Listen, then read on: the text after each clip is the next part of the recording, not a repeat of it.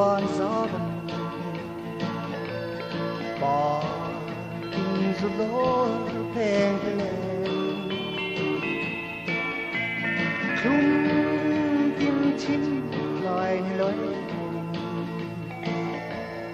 gió non luôn trong xí lô hey chẳng mà về sẽ lên thiên man chuông chùa con lại chung rõ lắm và ring là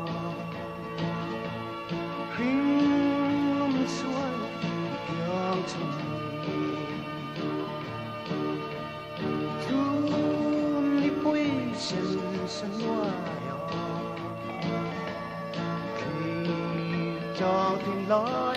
tình thương khi sắp luôn sẽ tìm chia môi có rung lên môi mong nghe thế chẳng về sẽ lên thiên man chuông chùa con anh vừa lại chung rõ lắm và ring là ring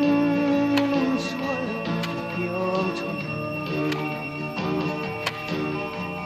hên hên nun lệ dài đầm và quay thâu lệ mi ri bay